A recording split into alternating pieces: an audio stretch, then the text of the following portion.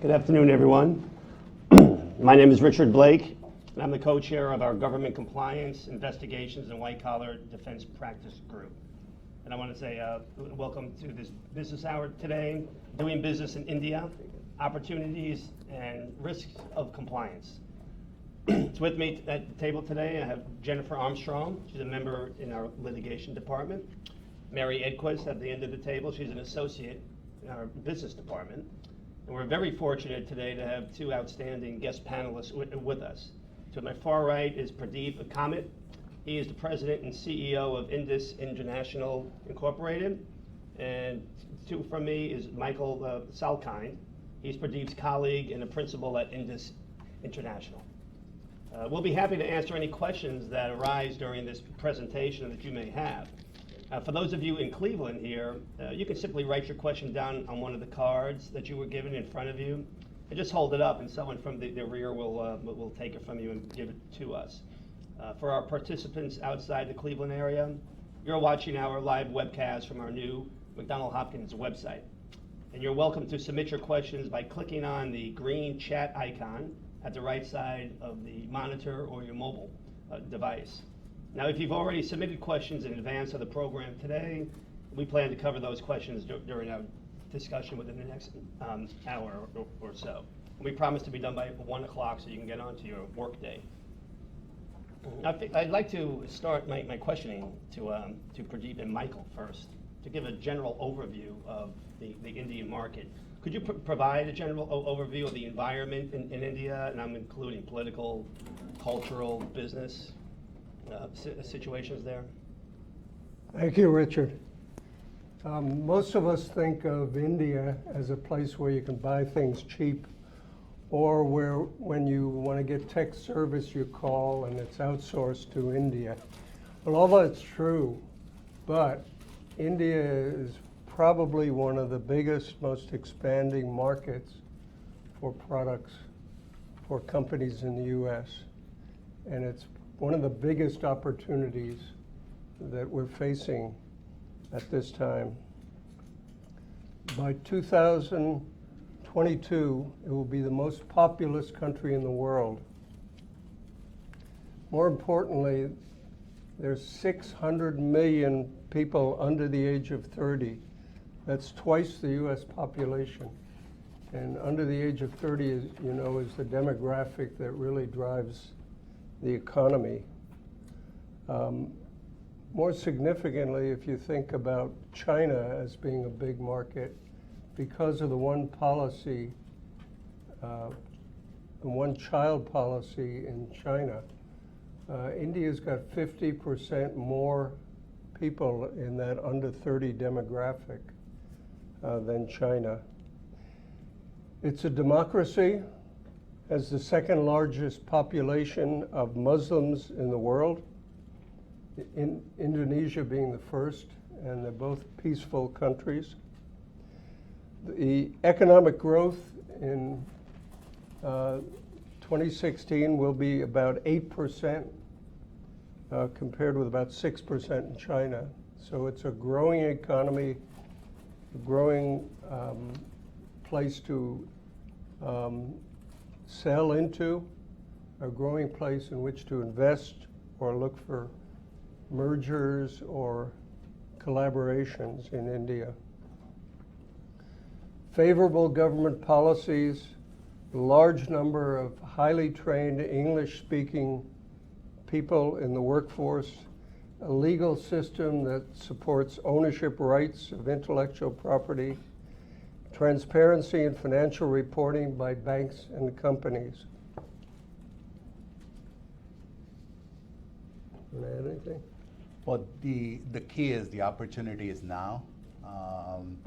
We always think of in terms of the opportunity is later, but we believe that with the new government and the new policies in force, the opportunity to go to India is now.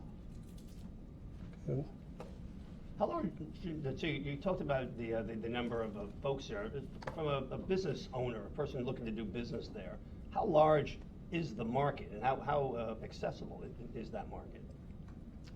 Here's some information from McKinsey's report. India will become the world's 5th largest consumer market by 2020. Rising incomes will lift 290 million people out of poverty and create a 583 million strong middle class. India's aggregate consumption will quadruple over the next 20 years. India will have 69 cities with more than 1 million people by 2025. Mumbai, or Bombay, because I like to call it Bombay. Pradip was born there, so it's still Bombay to him. But Mumbai's economy by 2030 will be larger than the country of Malaysia. So it's a sizable market, but it really requires a granular strategy and a locally focused model for marketing there. That's good. Pradip, did you have anything to add to that? The market overall is pretty large, and as Michael said, the middle class is almost double the size of the population of the U.S. So what are the growing attractive markets there? And again, putting yourself in the shoes of an American business. I mean, what's hot in India? The construction boom in India is not going to stop for decades. 12 million residential units are needed in the next 5 years. There's a major push by the new government toward renewable energy in order to comply with Paris Climate Agreement. The goal announced by the government is to install 175 gigawatts of renewable energy by 2022. 100 gigawatts of solar, 60 gigawatts of wind, 10 gigawatts from small hydraulics. Also, infrastructure projects, electricity, water, sewer, airports, highways, railways, aircraft, automobiles. Everything's growing because the population is growing and the economy is growing. Construction is big in India. Yeah. That's all the way across. And the other interesting thing is they also, even though we're talking about renewable energy, because they have also signed up to the climate change agreement that was set up in Paris, that was recently ratified by the government and the Congress there.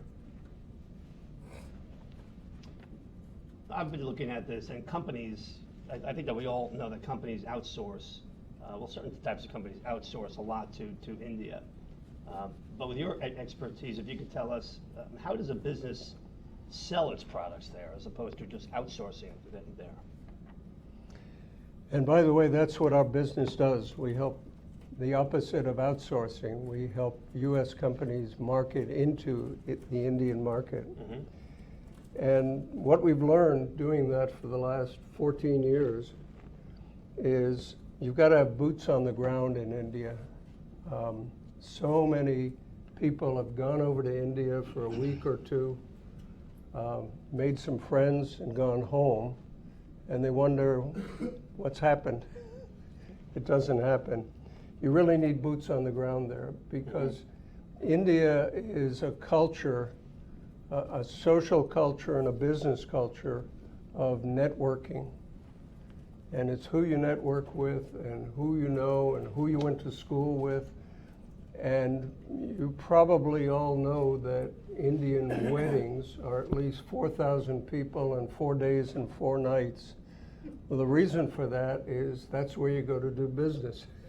So when I get invited to a wedding in India, I go because that's where you do business. Sounds something like the west side of Cleveland to me. It is.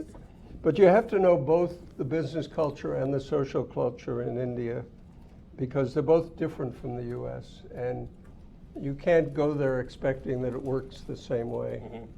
And that's why it's very important to first understand the market in India. Well, how should, You need to work with an India-based partner. And then the important thing that we've learned, because it is a lower cost country, is to communicate the value, and that takes educating the customer about value, and that takes time. So you need to invest maybe up to 3 years of your time and make a real commitment if you want to be in India. You need that commitment. You also need to exceed your customers' expectations there. The other key thing with India is it has to be a top-down strategy to go into India. You can't just expect a lower-level decision to be made by a company to go to India, because otherwise what happens is if you don't succeed in the first year, it really takes a good solid 3 years to do business in India, and you really have to work at it. The other interesting thing is you really should try to sell into the market first before you establish any manufacturing. And we recommend that to most of our clients. It takes a good 3 years. The other thing is, if you look at what has happened with us and the companies we have worked with, there are a number of companies that we worked with where we have set up joint ventures, and we were referred to a company in the U.S. to set up a joint venture by a regional bank in the U.S. And we set up this joint venture, analyzed a number of companies, did the negotiations, did the due diligence, and then established the joint venture business. The joint venture business started off in the pharmaceutical industry manufacturing molds. And they were able to develop a great product, a high quality product, and they were able to use that product to sell into Eastern Europe, areas where they did not have access to before, as from products being manufactured in the U.S. So manufacture in India allowed them to get into the Eastern European markets. The next step they did was they went up the supply chain. So they were used to manufacture just pharmaceutical molds. They went up the supply chain and worked with a Japanese company and an Indian manufacturer to set up the presses that the molds use to make the pharmaceutical pills. So now the company, from a mold manufacturer, is now a full supplier to the pharmaceutical industry to make presses and the molds. Okay. I mean, some of the folks in the room and who are listening, their businesses may be doing business now in other markets as well. China, Japan, South America, Europe. They're thinking about the Indian market, and you've talked about it in a general way. Can you tell us, from your experience, what differences there are, or how the Indian market compares? Again, for someone listening to you with your years of experience, they say, why do we need to even hear this? We already sell in Western Europe or in Brazil. How is India any different?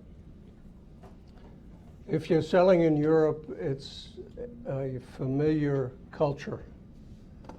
And so American companies have been very successful selling into that culture. If you're going to India, it's a very different culture. One of the hot markets for some years now has been China, and we have a colleague.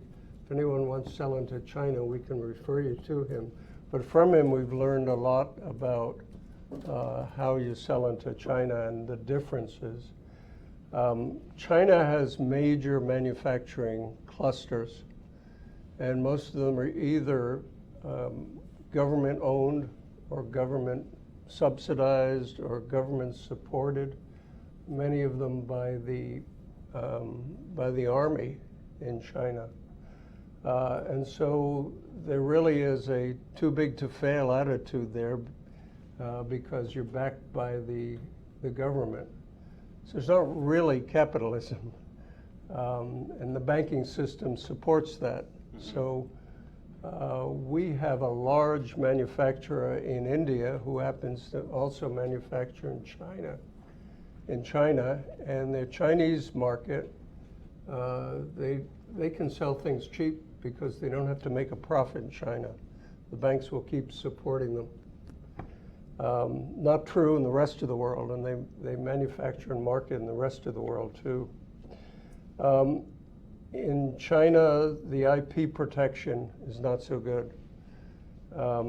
It's very good, it's very familiar in India. You have good IP protection as we do here. Strong banking system in India. China, weak banking system. Profitability is important in India. If you want, you can think of India as a country full of entrepreneurs, because that's the mentality. Even the biggest multi-billion-dollar corporations have an entrepreneurial attitude in India. A lot of strong innovation in India.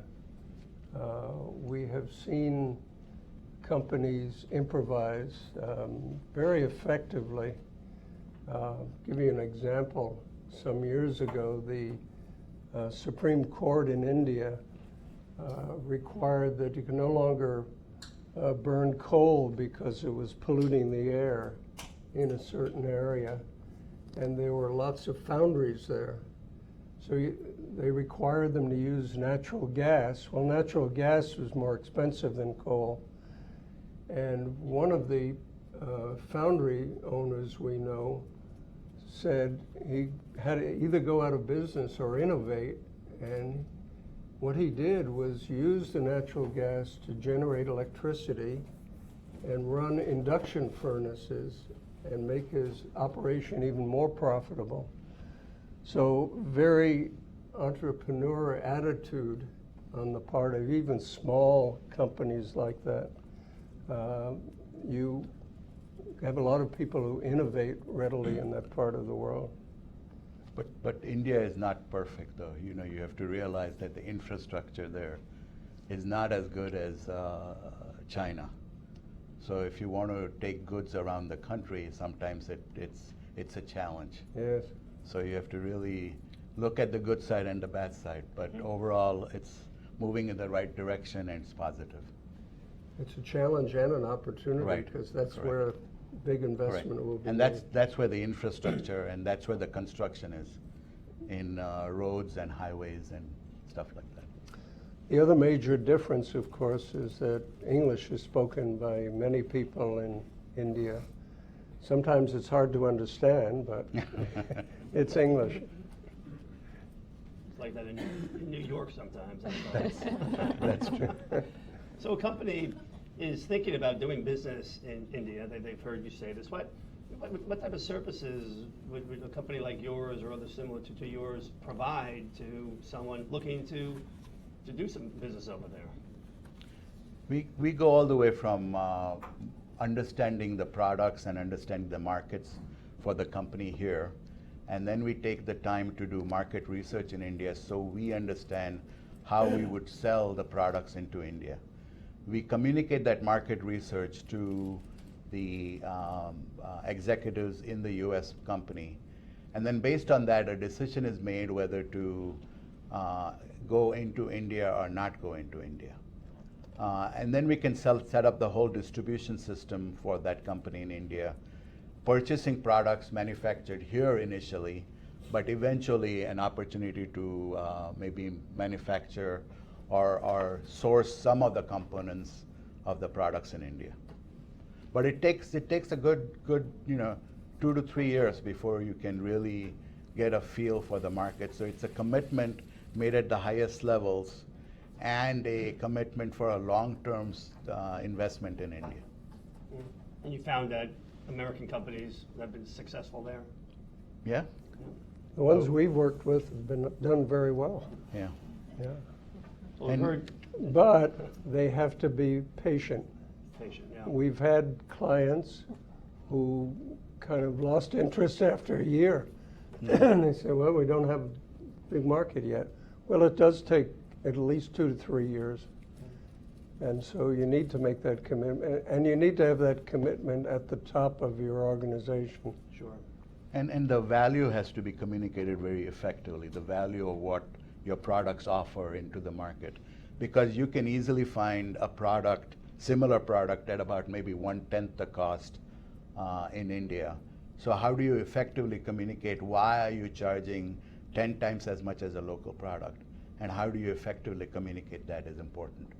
So education, training, making sure people understand where the value is. You can't just say, my product is better than an Indian product. You have to really demonstrate the effectiveness of your product and how will they save money by buying your product.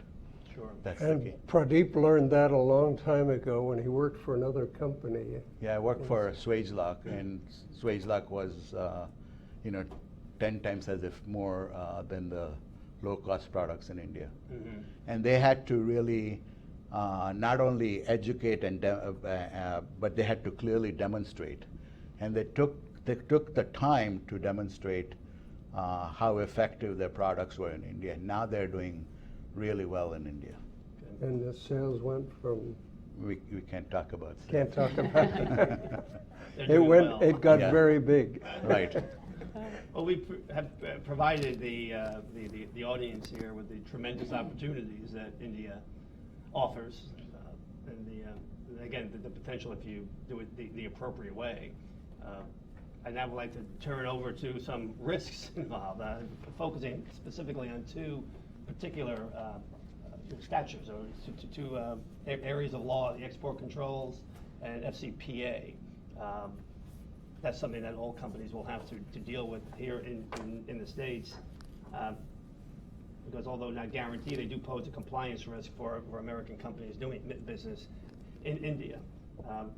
So I'll ask Jen, I wrote this down, have there been many or any FCPA or export control investigations or enforcement proceedings in India? And if so, were there common issues or problems that should stand out? Yes, there have been a number of enforcement actions in India in the past few years, and according to the most recent SEC filings, there are 75 active investigations right now by the SEC. 6 of those involve India, and that's really the tip of the iceberg when you consider that privately held companies would not be reporting to the any FCPA investigations. Backing up a little bit, I think it's sort of helpful to understand what the FCPA is and providing you a little bit of context. In a recent survey, 55% of companies doing business in India reported that they had paid a bribe in the last year. So this is where the FCPA comes in. The purpose of the FCPA is to level the playing field and promote competition. It was enacted in 1977 in the wake of Watergate, when the SEC discovered that 400 American companies had paid hundreds of millions of dollars internationally in order to obtain business. So the FCPA prohibits paying, promising to pay, or authorizing the payment of money or anything of value to any foreign official to secure any business advantage or to obtain or retain business. Has a very broad reach. It covers all U.S. publicly traded companies, including subsidiaries and joint venture partners. It includes all companies that are organized under U.S. law, as well as foreign nationals that are on U.S. soil and that would violate the FCPA while they're here. There are significant criminal penalties and also civil penalties. For example, in 2014, the U.S. government collected over $1 billion in penalties. There are also collateral consequences that come with an FCPA investigation. One is the risk of shareholder litigation. You also face the risk of potential debarment, which means you can't do business with the U.S. government. And then there are definitely impacts on the company. Reputational risks. FCPA investigations go along for a long time, and so there's significant attorney's fees. In fact, Avon reported that over a course of a 4 or 5 year investigation, they paid hundreds of millions of dollars in attorney's fees. While all this sounds grim, I don't want to dissuade you from doing business in India. There are great opportunities here. The message today that we want to convey is that compliance counts. The SEC and the DOJ provided a lot of guidance to American companies about how to organize a compliance program. And in some instances, including most notably Morgan Stanley a few years ago, based on a robust compliance program, they declined to prosecute the company, even though high officials in the company had violated the FCPA. So compliance counts, and while it's money that a company will have to pay up front, it can really make a difference. Agreed. I think in the area of export controls, it's much along the same lines in the sense that they're really, the enforcement authorities are really targeting companies doing business abroad. And in preparation for this presentation, I started looking at some specific examples, and it was really hard to actually narrow it down because there have been so many enforcement actions that involve companies in India. Export controls, just to give you a background, basically what they do are two things. First of all, they restrict foreign access to certain facilities, equipment, materials, information. And they also restrict the dissemination of defense and dual use, meaning both commercial and military use goods, technologies, services. And they also restrict certain transactions and dealings with specific prohibited parties that have been identified by the U.S. government, as well as certain foreign nations as well. In addition to some of those restrictions, they also permit U.S. government oversight and insight into those commercial dealings with foreign countries and foreign persons by foreign nationals that involve the U.S. or that involve U.S. Goods or technology. So there are a number of different laws that cover the export control sphere. Some that you would hear or reference to are the International Traffic in Arms Regulations, and essentially or ITAR, and those govern primarily military goods, services, and then technologies. And then there's also the Export Administration Regulations, which more broadly apply to commercial dealings and technologies, and those are referred to often by the acronym of the EAR. So, and then separate and apart from those two, we also have, a wide variety of statutes, regulations, and executive orders that cover, that prohibit essentially dealings with prohibited parties or sanctioned nations. And then, apart from all of that, you have then a number of different other agencies with their own separate regimes that apply to export control. For example, the FDA has a number of different export license requirements that apply to medical devices, and the Nuclear Regulatory Commission has administers export controls on nuclear-related commodities. So the reason that it's worth understanding some of that background is that these laws impose obligations on your company if you're going to be doing business in India. First of all, if you're dealing with the ITAR, there's a registration requirement that's imposed on companies that are manufacturing, exporting, brokering, or providing ITAR-controlled defense articles, services, or technical data. And then there's also licensing requirements if you are, whether you're providing military or commercial goods, depending upon the classification of those goods, there are licensing requirements that apply if you're going to be shipping material to India or if you are going to be having technical discussions with regarding export-controlled goods or technology. And then, of course, there's certain technology controls. You can't allow access by foreign persons to your materials. There are physical controls. In addition to, you have to lock down, your servers, et cetera. You also have to lock your manufacturing floors down, so only U.S. persons have access, or persons that are licensed and authorized if they're foreign persons have access. And then there's marking labeling requirements as well.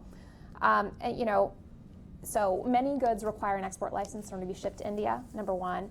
That could be, chemicals and coatings, laser equipment, CNC machines, electronic equipment of different kinds, X-ray, radiographic equipment, electromagnetic equipment, military defense goods. I mean, the list goes on and on.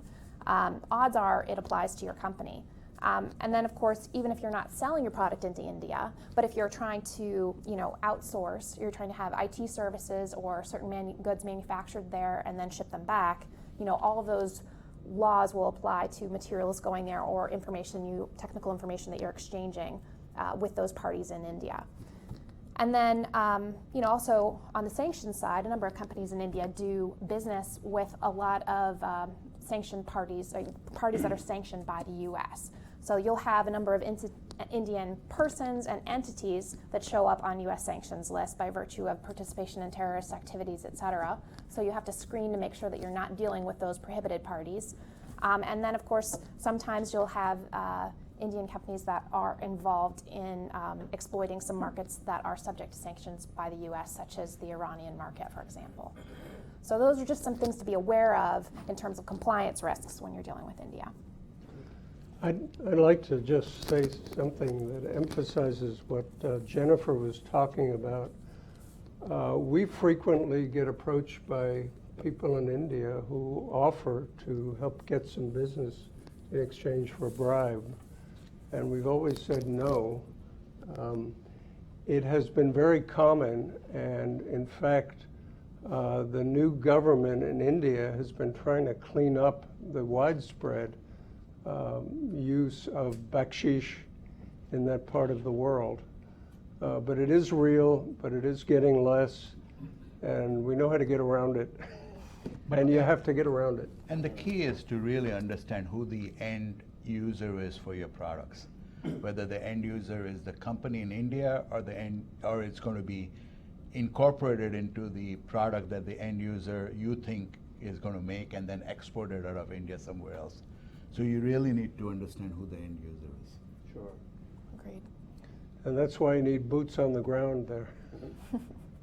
Now, you said earlier that there have been some FCPA or export control investigations in India.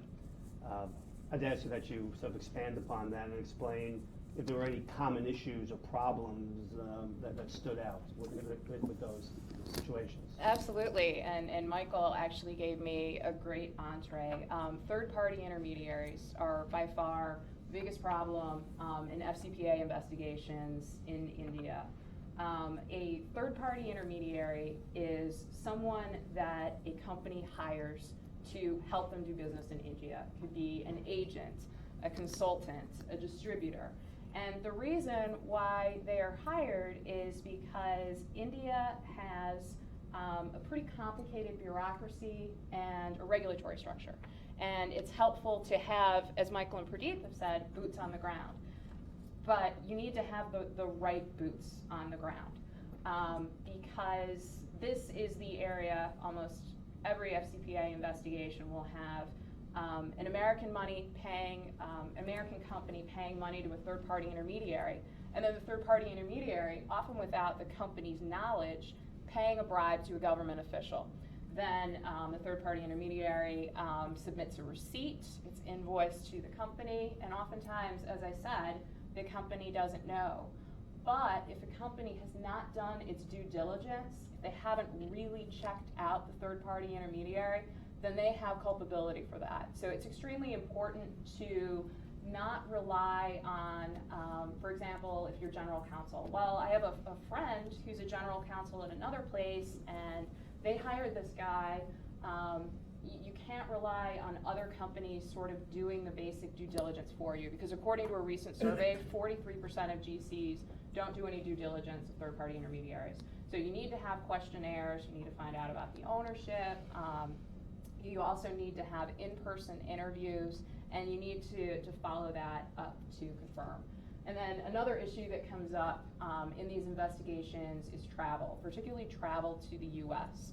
So a lot of government officials, if it's company owned, may want to come to the US on business. And so American companies could sponsor that person to come, sometimes for a week. Well, the problem is that you sort of had travel junkets, where someone comes for a week and they go to Disneyland for a few days and maybe Vegas, and then, hey, let's fly to New York, and they haven't done any business at all. It's a very clear FCPA violation. And it sounds laughable, but it's actually fairly common. Yeah, training, people come here for training quite a bit, so you really have to include training as part of the process. Yeah, there needs to be a business Right. purpose. You don't have to be working all the time, Right. but there has to be a business Yeah, you don't purpose. get a visa. You know, normally when we get a company to provide a letter for a visa, we clearly mention what the purpose is for the meeting in the U.S. I would say that, I think that Jennifer mentioned a few examples of enforcement actions and penalties. It's along the same lines when it comes to export controls. I mean, you have civil penalties, but you also have actual prohibitions on your ability to ship goods from the U.S. If you were to end up with an export control violation, that's one of the potential penalties that you could face. And then when they're really serious, if there's willful violations involved, if you're trying to get around, or you have a rogue employee, for example, that was just trying to get around their license obligation, and they end up becoming involved, they can face prison time, as well as potentially, other people that are involved that had knowledge. So it's very serious. I mean, when you're talking about hundreds of thousands and even millions of dollars in potential penalties, as well as jail time, it's worth your time and to figure out what your obligations are and how to avoid those problems.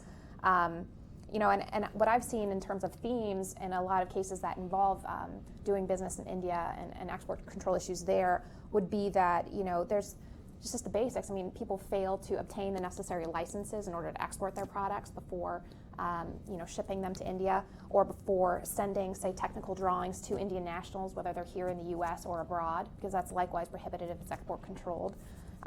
Making exports to a party that's on a prohibited sanctions list, for example. And then also, just as I mentioned, before, it's this unauthorized export of technical data. So if you email an Indian person or a company export control blueprints and specifications, say they're here on a visit, like they were speaking of, or if they work in your company, or they're going back and forth, et cetera, or they're located there, regardless, there's this thing called the deemed export rule. And so essentially, if it would require an export license in order for you to ship that product or good or service to India, then by virtue of you providing that technical information to the Indian national, it's considered to be an export to the country of origin, to India. So you would need a license before doing so.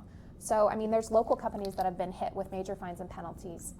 Graphtech International, basically what they did is they made about 12 shipments of some graphite to China, India, without required export licenses, and they ran into a $300,000 civil penalty. But more than that, they had an external audit requirement imposed upon them, which really is very onerous because it essentially requires that you have somebody come in and tell you how you need to be operating your compliance program, which affects your business.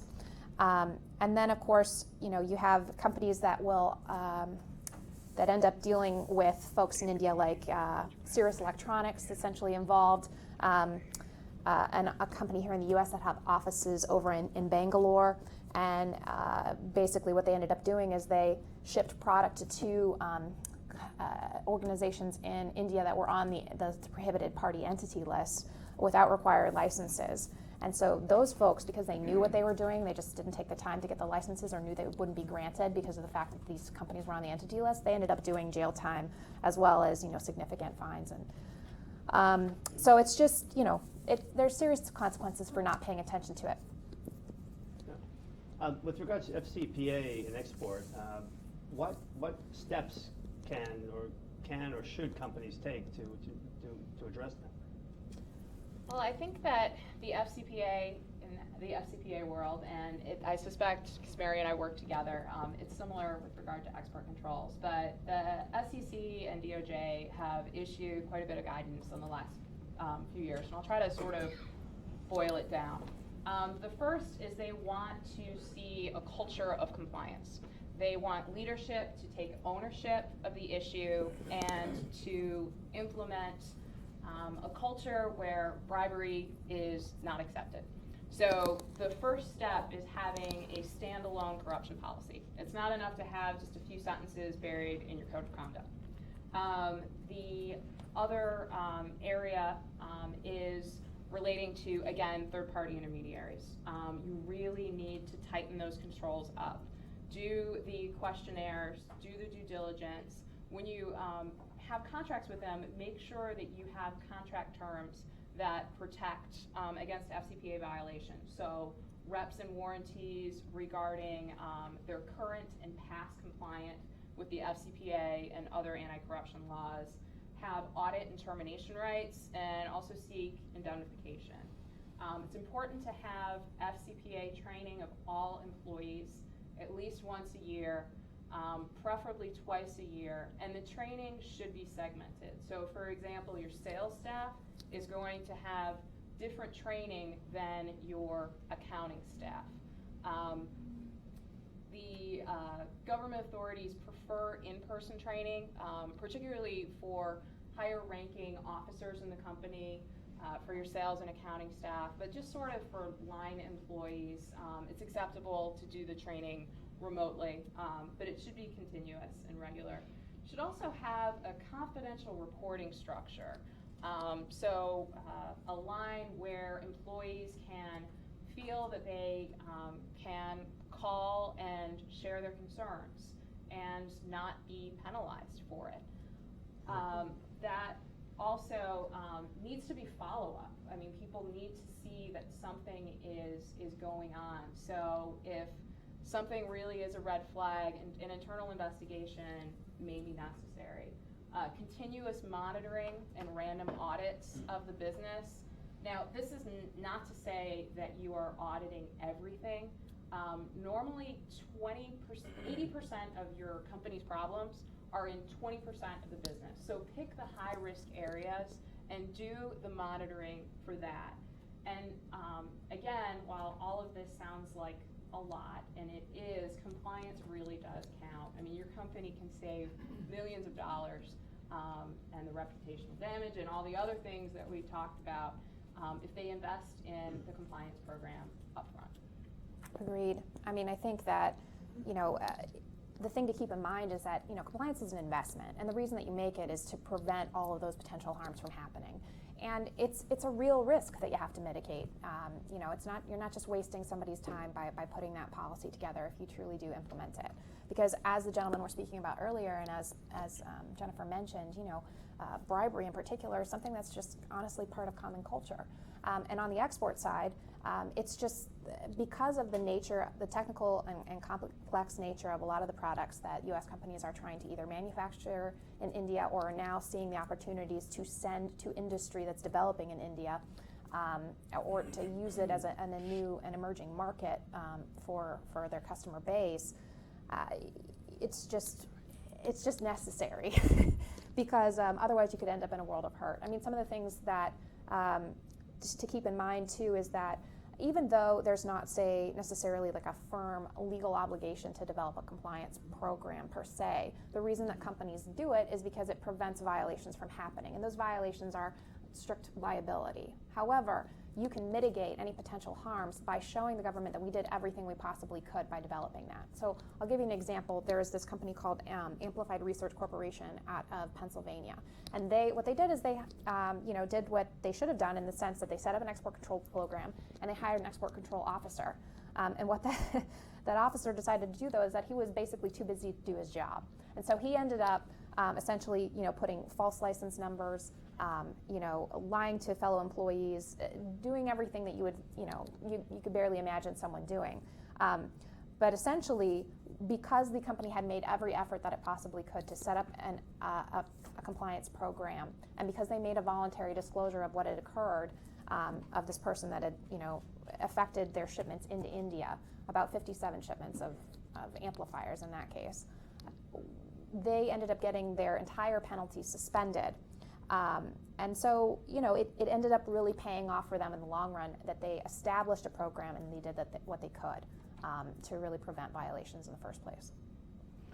I think it's important to put in context the fact that the Indian culture, the Indian business culture, is one of capitalism, and that most of the Indian businesses don't want to work honestly.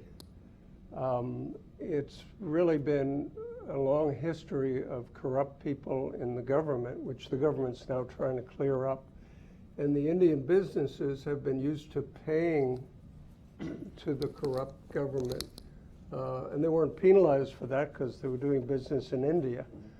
But they don't really want to do that. So when we in the United States want to work with them, we're working with companies in India who don't necessarily want to support corruption.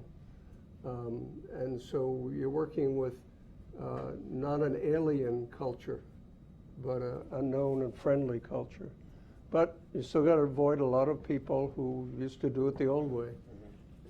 And their government's trying to clear that out now. Sure. I have some questions from the audience to the panel here. Says, you've discussed the marketing of products and services. What about technology? Is that different? How do documents work with that, especially the transfer of technology? Are you looking to license or just export technology? What is the, because we have done licensing of products to India. And essentially it works, just the same way. You license and then you help the company in India develop the products and manufacturing in India if that's what is necessary. Okay. Is it different if you export? If you export, you don't have to, you can just send the products over. Okay. Whereas if you are licensing the technology, then you have to really also train the company in India to actually being able to manufacture the products. Does that answer the question of the person who asked it? Yeah. I was the one that asked the question. I think we did picked up on that too. Okay. In a private conversation. What I really had in mind, I was told that in order. Can you hear him? Can you hear me okay, everybody? Yeah. All right, I thought I had a pretty big voice. Maybe I don't. Okay, so if you want me to repeat it, keep it short. No, what I really had in mind when it came to the technology is that I thought it had to be validated, maybe to an agency like the FDA, before you could take that extra step to take it over there. Was it a matter of what Pradip just mentioned? Oh. Yeah, so they wanted to Okay. make sure if it had to be validated, like with the FDA You or can any talk Well, other well, agency. if you're going to sell into the Indian market, you want to sell something that's proven in the U.S. Because if you don't want to have to prove that technology after you have transferred it to the Indian market. Essentially, it has to be validated and proven here in the U.S. market, because otherwise you won't be able to sell it into the Indian market. I think too what this question might be getting at is export control licensing, and certainly that's something if you're dealing with a medical device that you're trying to sell into India, that you need to get that clearance ahead of time from the FDA, and that can be a little bit of a lengthy process. So you have to plan for it, but it's not impossible. Like Pradip said, if it's been illegally marketed here in the U.S. and is FDA approved, then that makes those steps all the easier if you're trying to export it. It is possible to export unapproved technologies that haven't gone through FDA clearance if it's solely for use in the export market, but just different procedures apply to that. By the way, we've also had clients here in the U.S. who have done patient evaluations in India to meet the FDA requirements because that's a big sample of people. But that still needs approval and registration in India to be able to take those products that are not proven here into the Indian market and to be able to do a trial in the Indian market. You can't just export it without having that background about the product. And by the way, for anybody who wants to market in India, having an established market in North America first is really critical. Another question, what is your opinion, or is it good for a company to partner with the Export-Import Bank when doing business in India? Well, if you're trying to set up a manufacturing facility in India, I think it helps to be aligned with the Export-Import Bank. Or if you're trying to, or if you want to get some money from the U.S. government to be able to, for working capital, then it's good to have a alliance with the Export-Import Bank. Okay. You have an export control question. Is India considered a friendly country such that export controls are less strict than for other countries? Yes and no. Certainly it's improved a lot since in the early 2000s there were many more companies on the Indian entities, particularly in the defense sector, that were on the entity list, and there were certain sanctions that applied to India. But more recently they've signed on to the military control regime, or the, should I say, some different regimes, not to get too technical, that essentially make them more friendly. But at the same time, they're definitely not, exactly like NATO. So there are significant export control licensing requirements that do apply to a number of different types of goods that are going into India. And really it just depends upon the nature, but I will say that they are controlled for national security reasons, as well as, there's definitely a close eye on nuclear proliferation matters, as well as chemical weapons and regional stability issues as well. So you have to keep that in mind for sure. India did some nuclear tests in 1998, and at that time the entity list was very large. It has really whittled down quite a bit. It has indeed, yeah. I have a question. What are some red flags that companies doing business in India should be aware of in terms of FCPA and import and export control laws? Well, because the biggest area of risk is third-party intermediaries, there are definitely some red flags regarding those agents. Number of categories. The first would be reputational risk. These are not something that you would automatically exclude someone from, but these are things that if enough of them stand out, or even one of them stand out, you should dig deeper. So if they've had other FCPA violations in the past, or they've been under investigation, or if they have information that's not verifiable, those are issues.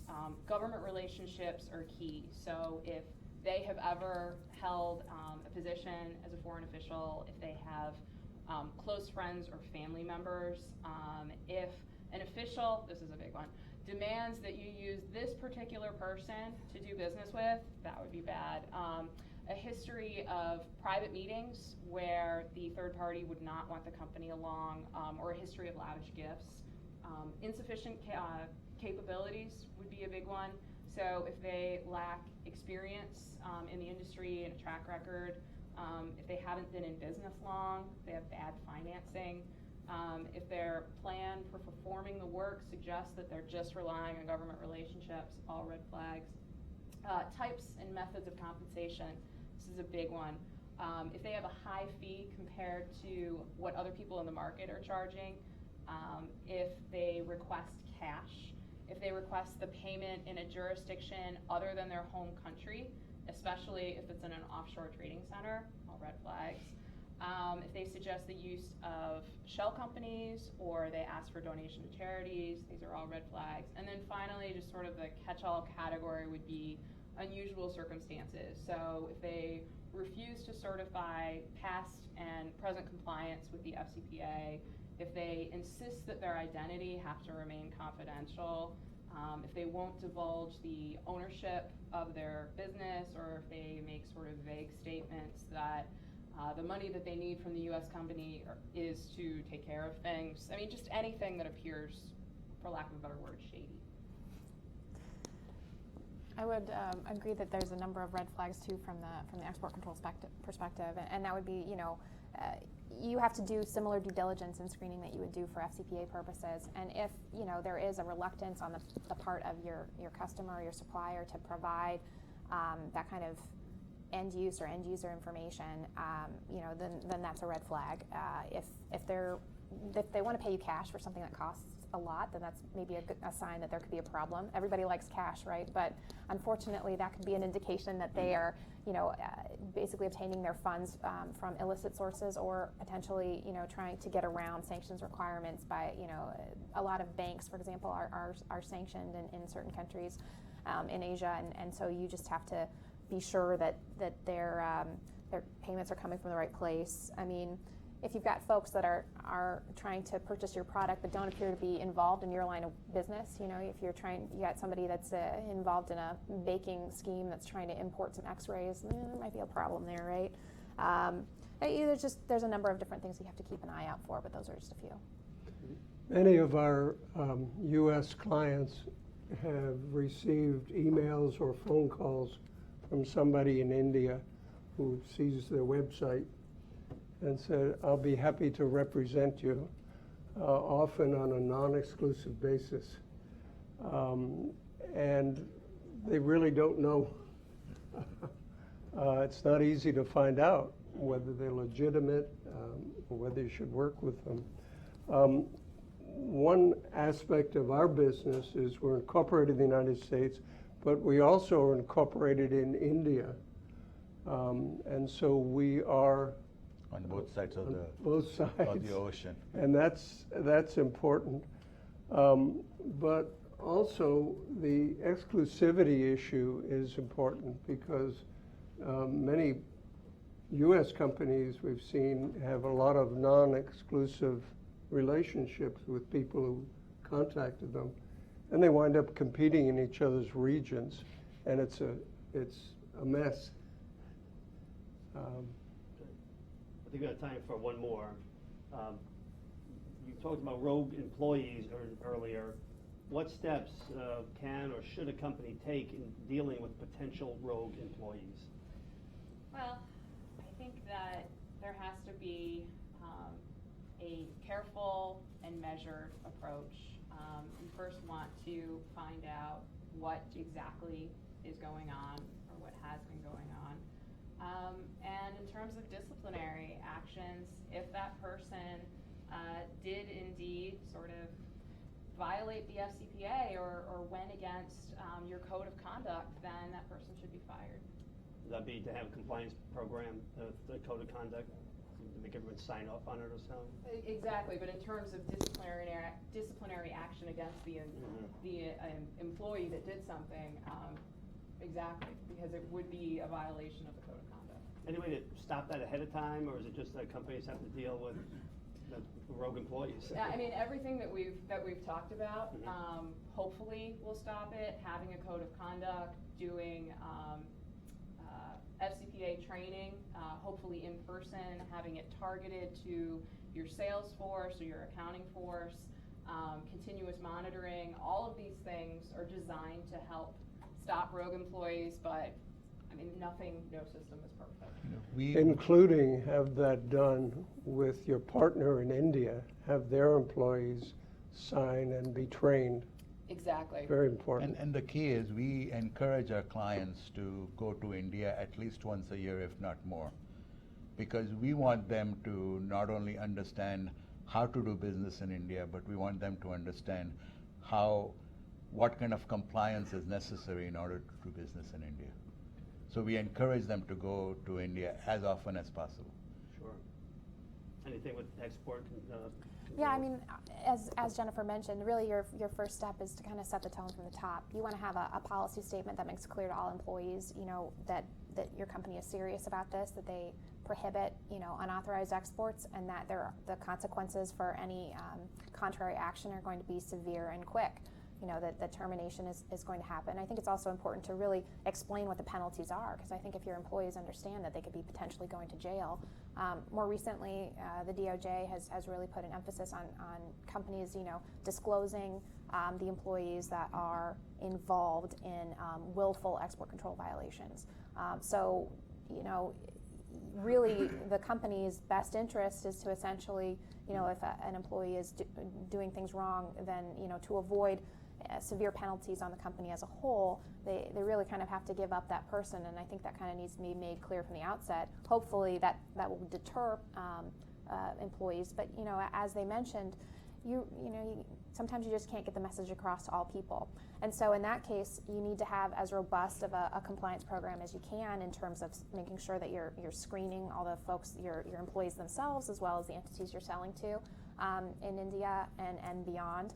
You have to make sure you're doing some due diligence on, okay, what's the ultimate end user? Maybe it's not in India. Maybe they're selling from India into the UAE, for example, or into Iran. And so, that could pose some potential danger. So you really have to do some diligence there. But yeah. Oh, I'm sorry. Go ahead. I was just going to say, in line with what you said about the encouragement of self-disclosure, the DOJ and SEC don't want you to just self-disclose. They want all of the details of it, the who, what, when, where, how. So that's why it's important to really get to the bottom of what is going on. Don't immediately fire the person. Do an internal investigation, really marshal your facts so that you have all the facts that you need to protect the company. Well, thank you, everyone. I promised that we'd be done by 1 o'clock, and we keep our promises here. I want to thank the members of the panel. If anyone here in Cleveland has additional questions, we will stay around and as long as you like and answer any questions for you. For those of you viewing our webcast, you can still submit any questions that you have using the chat feature on the website. Our team continues to follow the latest developments regarding doing business in India and other related topics. You can tune into our website, McDonaldHopkins.com, for a replay of today's event as well as many others. We look forward to hearing your thoughts and perspectives about the subjects discussed here this afternoon, and we will email a survey requesting feedback from you all, and we encourage you very strongly that you respond. It helps us very greatly to give better presentations for everyone. And unless anyone else had anything, I'd say thank you and have a great afternoon. Thank you.